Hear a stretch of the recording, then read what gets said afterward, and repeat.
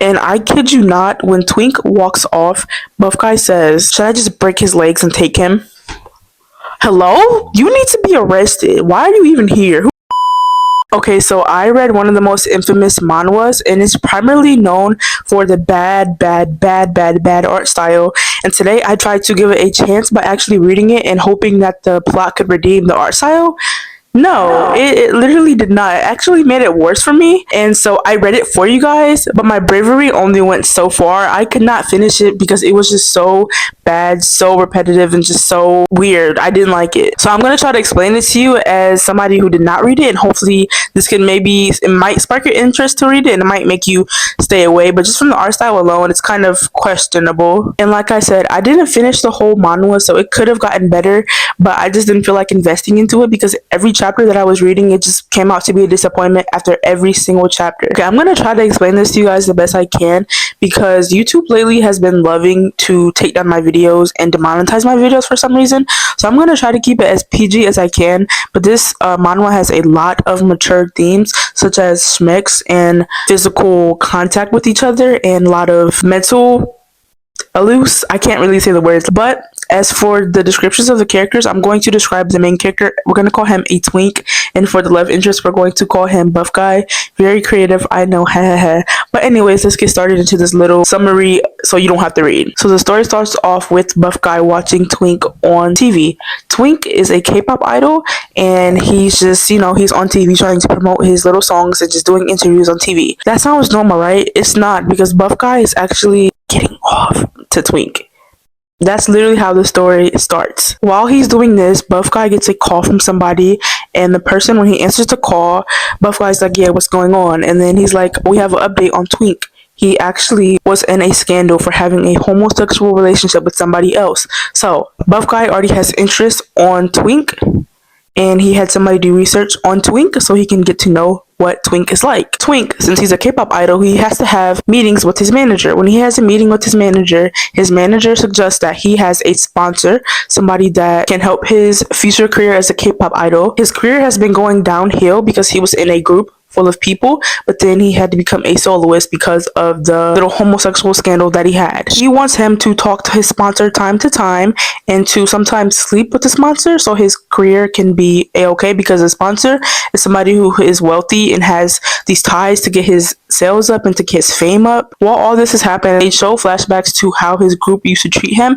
They treated him horrible. So I just think that they showed these little flashbacks to how the group treated him to make us feel bad and to want him to accept the sponsor so he can show up on everybody of how he got famous without the whole group. It's kind of like she basically tried to manipulate him into trying to accept the sponsor, but he actually, even though he looks like a freaking twink, he actually says no, and he has a sense of mind and sense of self. But later when he gets home, he goes in the shower. He goes to take a shower. That's literally normal. I don't know why I made that face. He goes to take a shower, and then he hears somebody groaning his name, and he literally just okay. He questions it, but he doesn't really question it enough. He doesn't go look around to see if anybody's in his house. He just is just what's that noise? And then moves on with his night. A couple days later, he gets a deal for an ad, and he's like, okay, this is kind of weird because I usually don't have anything going on because I've been flopping as I've became a soloist. So this is kind of weird. How did I get this deal? He especially thinks it's weird because he turned down the sponsor. So he's just how did I even get these deals when I don't have a sponsor? I told him no. So how am I things are starting to look up for him. So as he's doing all these ads and getting all this new fame, he's like, okay, so this is I'm just that boy. So then later, when he goes to sleep, a couple days, a little later, at 4 a.m., he hears somebody trying to break into his apartment. He hears somebody typing on the code to his pin to his apartment. He gets up to see who it is and what's going on. He sees a figure standing outside the door. He doesn't really catch the face completely, but he sees that obviously somebody is there. He's really scared by this, so he just sits down and starts crying. He didn't call anybody for help. He literally just sat down and started crying after he saw somebody trying to break into his apartment. But spoiler alert, the person that's outside of the apartment is Buff Guy.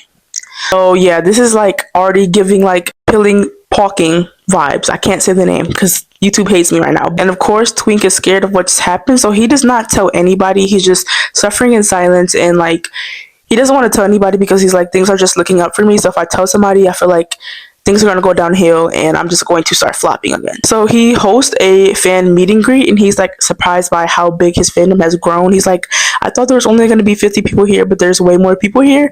I don't know how I got all these fans. And as soon as he starts the meet and greet, buff guy pulls up in the line, and he's like being so freaking creepy towards Twink. And Twink is like, he's handsome, but what the fuck is going on? He's like grabbing his hand and like getting close in his face. Nobody's interfering.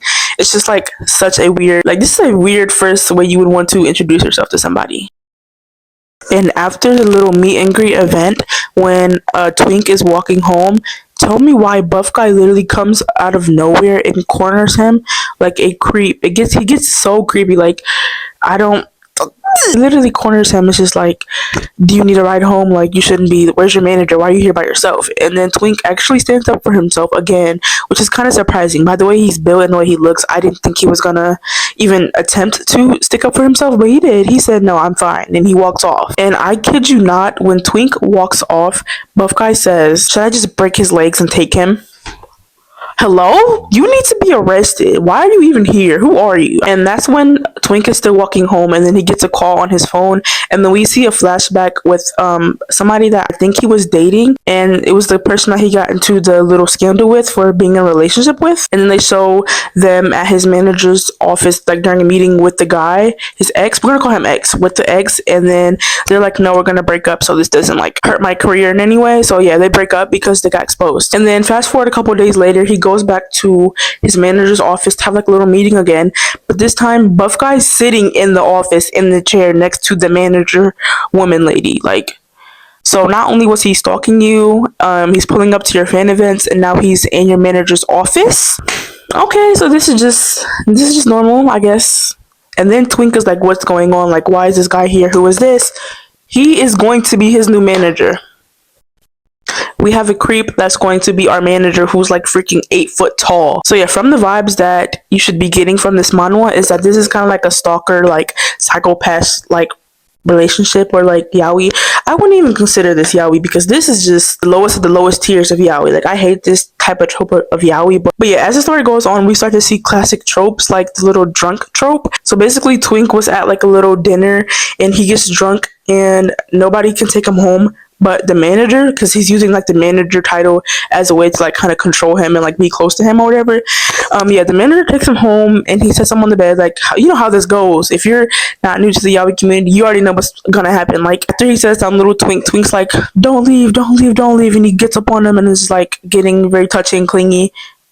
And they start to get freaky. They don't do the deed, but they get freaky. That's like all you need to take away from that scene, because I can't get in depth. One thing I do want to note is, as they get freaky, the proportions really start getting out of hand.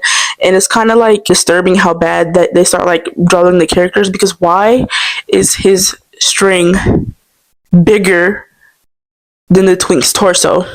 That's not, I don't know, y'all, that left me quite disgusted when I saw that. Another thing you should take away from the scene is that Twink was under the influence when he did this with the buff guy. So in the morning when he wakes up, Twink does not remember what he did with anybody. He's just like, why do I have fluids going on down there? So yeah, again, buff guy starts using his manager title over Twink as an excuse to why he's being so protective over him, and why he wants to be close to him, and why he just wants to be all up under him. One day when they're at the recording studio, his ex shows up, Twink's ex shows up, and then it starts getting heated. Buff guy and the ex kind of have like a little argument, and kind of like low-key kind of fighting, but the Twink defends his ex and like, you can leave, manager, like, we don't even need you here, it's fine, I'll go with him.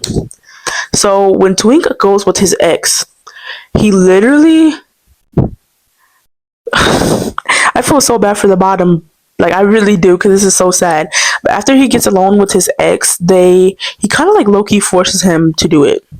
And he's literally, like, the Twink is literally saying stop, and he just keeps going. And I'm just like, this is your third strike. Mono, this is your third strike. And then we see like a little like flashback to when buff guy and Twink did it when they were drunk. And it turns out that the ex is a psycho, because he literally had cameras in Twink's house, and he literally saw the recording of them two doing it. And basically everybody in this freaking manhwa was a freaking weirdo. And this is kind of where I stopped, because I just, like I said, everybody started getting weird, and I already knew where this is headed. This is not my first time reading a freaking weird stalker force type of manhwa. It's not for me. I tried to read it for you guys, but honestly, it wasn't going anywhere. I'm tired. I'm tired. And it's just kind of like a knockoff peeling palking vibes. Like I already said, like it's not for me. I really would not recommend this for anybody. Like the art style alone should have told me to not read it, but I was feeling frisky and this is what I get, honestly. So honestly, it could have gotten better, like I said, but I didn't finish it because I don't want to invest into something that's just like repeatedly going to keep happening to the main character that I'm going to be feeling bad for. I don't know when the romance part is going to kick in into the story, but I honestly don't care. And I'm sorry that I failed you guys in this little summary review. If you want to read it, go ahead. How about you let me know how it ends? You let me know if it gets good. I unfortunately will not be taking part in this, but thank you guys for watching this little summary.